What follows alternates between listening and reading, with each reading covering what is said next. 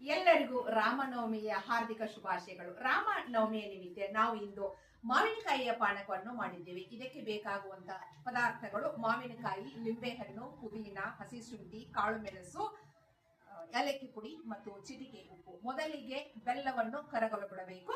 ಆಮೇಲೆ ಮಾವಿನಕಾಯಿ ಮೇಲಿನ ಸಿಪ್ಪೆಯನ್ನು ತೆಗೆದು ಅವುಗಳನ್ನ ಸಣ್ಣ ಸಣ್ಣ ಪೀಸ್ ಮಾಡ್ಕೋಬೇಕು. ಪೀಸ್ ಮಾಡಿದಂತ ಮಾವಿನ ಹೋಳುಗಳನ್ನ, ಪುದೀನ, ಹಸಿ ಶುಂಠಿ ಮತ್ತು ಕಾಳು ಮೆಣಸನ್ನ ನೀರು ಹಾಕಿ ಮಿಕ್ಸಿ ಮಾಡ್ಕೋಬೇಕು, ನುಣ್ಣಗೆ ರುಬ್ಕೋಬೇಕು. ಆಮೇಲೆ ಕರಗಿದ ಬೆಲ್ಲದ ನೀರಿನಲ್ಲಿ ಮಿಕ್ಸಿ ಮಾಡಿದಂತ ಪುದೀನ, ಆಮೇಲೆ ಮಾವಿನ ಹೋಳು, ಹಸಿ ಶುಂಠಿ ಮತ್ತು ಕಾಳು ಮೆಣಸಿನ ಗ್ರೈಂಡ್ ಮಾಡಿದಂತ ಆ ನೀರನ್ನ ಬೆಲ್ಲದ ನೀರಿನಲ್ಲಿ ಮಿಕ್ಸ್ ಮಾಡಬೇಕು. ಆಮೇಲೆ ಅದಕ್ಕೆ ಸ್ವಲ್ಪ ನಮಗೆ ಹುಳಿ ಬೇಕು ಅಂತಂದ್ರೆ ಲಿಂಬೆ ಹಣ್ಣನ್ನು ಕೂಡ ಹಾಕಬೇಕು. ಆಮೇಲೆ ರುಚಿಗೆ ತಕ್ಕಷ್ಟ ಉಪ್ಪನ್ನು ಹಾಕಬೇಕು. ಆಮೇಲೆ ಐಸ್ ಅನ್ನು ಹಾಕಬೇಕು.